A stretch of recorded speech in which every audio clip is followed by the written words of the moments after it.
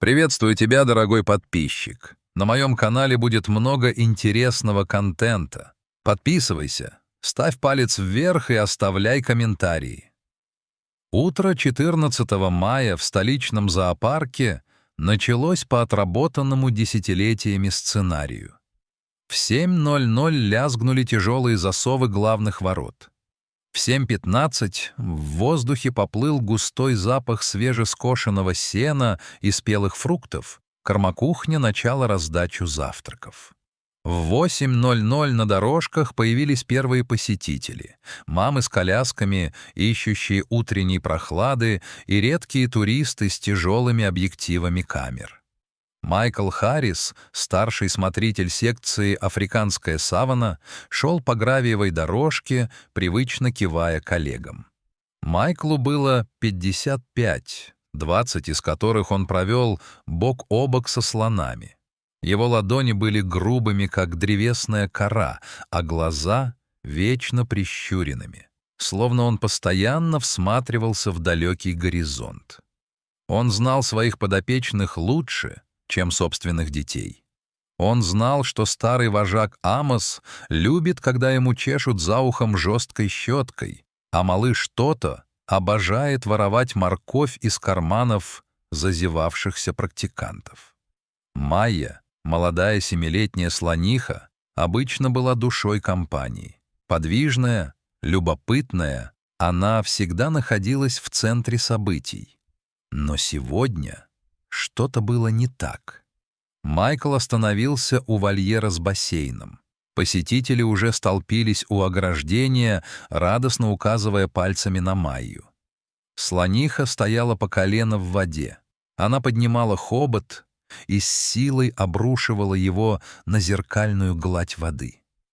Всплеск! Тысячи брызг разлетались в стороны, сверкая на солнце. Дети визжали от восторга. «Смотри, мамочка, она играет в фонтан!» — крикнул какой-то мальчик. Майкл нахмурился. Он не видел игры.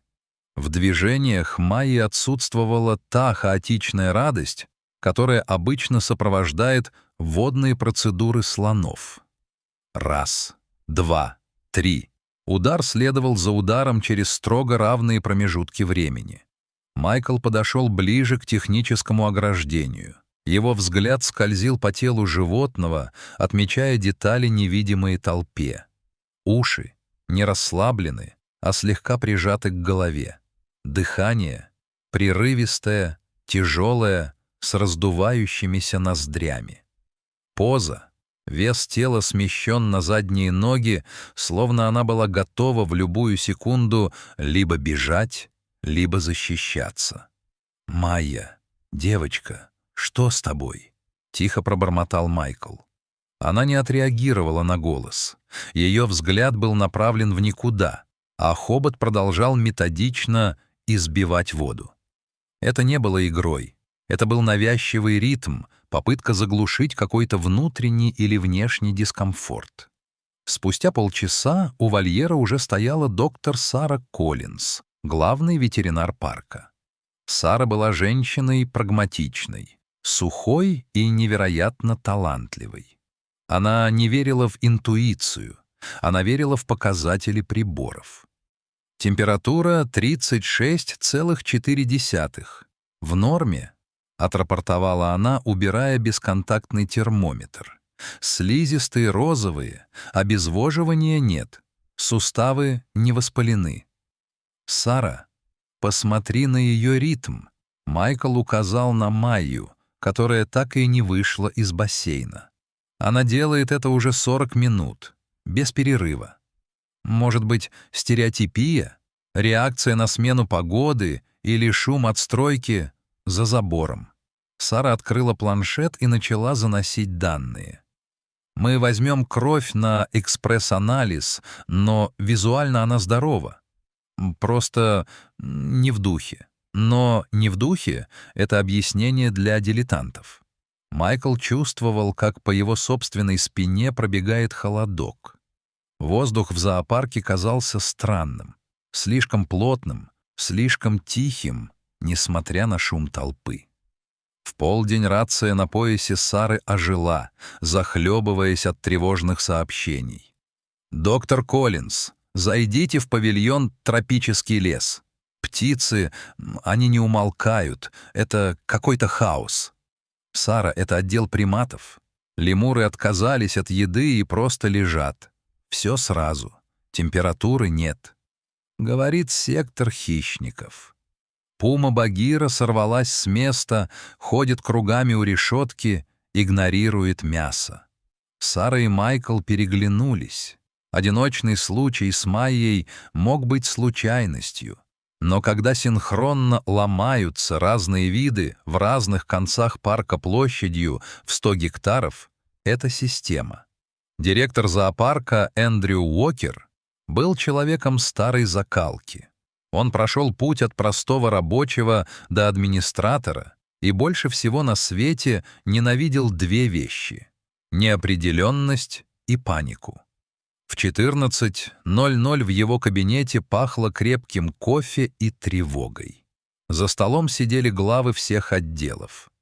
Итак, Уокер обвел присутствующих тяжелым взглядом. Анализы воды в норме, система кондиционирования исправна. Корм из разных партий.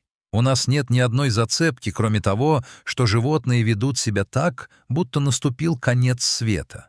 «Они что-то чувствуют, Эндрю», — не выдержал Майкл. «Майя до сих пор бьет по воде. У нее на хоботе уже микротрещины. Черепахи в южном секторе забились в панцире и не выходят. Это не вирус, это среда». «Вы предлагаете закрыть зоопарк?» Уокер сцепил пальцы в замок. «В субботу? При полной броне билетов? Нас поднимут на смех. Пресса напишет, что мы потеряли контроль. Если мы их не послушаем, мы потеряем не репутацию, а жизни», — тихо сказала Сара. «Я поддерживаю Майкла. Что-то происходит, и мы этого не видим». Уокер долго смотрел в окно, где по центральной аллее гуляли сотни ничего не подозревающих людей. Потом он решительно нажал кнопку внутренней связи. Говорит директор: начать эвакуацию посетителей. Официальная причина — технический сбой в системе электроснабжения. Всем сотрудникам оставаться на местах. Мы закрываемся. К вечеру зоопарк погрузился в неестественную тишину. Без детского смеха и шума толпы стало слышно, как тяжело дышат животные. Повсюду горели прожекторы прибывших экспертов-экологов. Группа специалистов в защитных костюмах обходила территорию, собирая пробы воздуха, почвы и даже соскобы с листьев деревьев. Майкл сопровождал их, чувствуя себя лишним в этом мире пробирок и датчиков.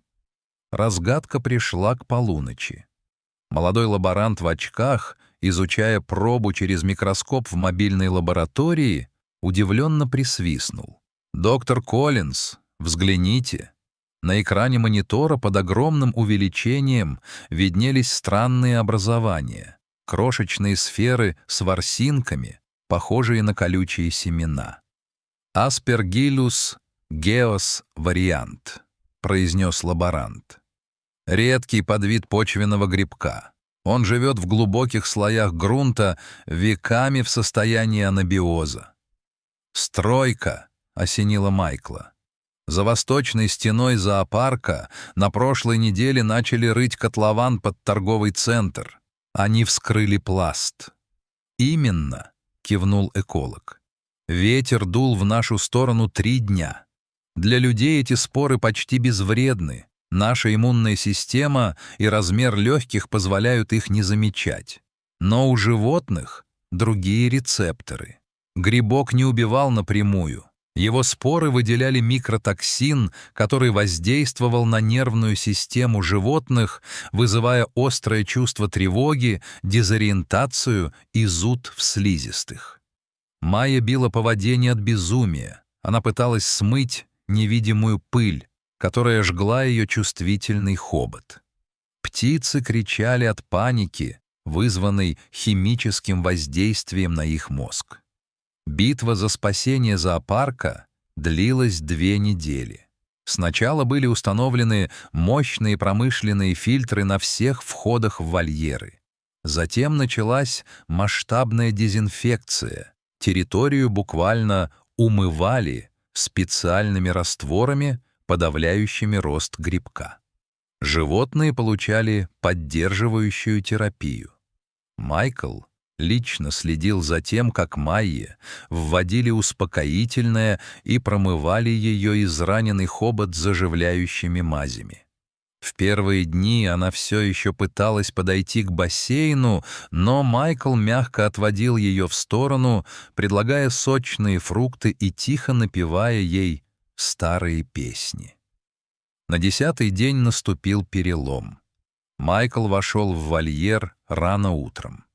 Майя стояла у дерева, лениво обмахиваясь ушами.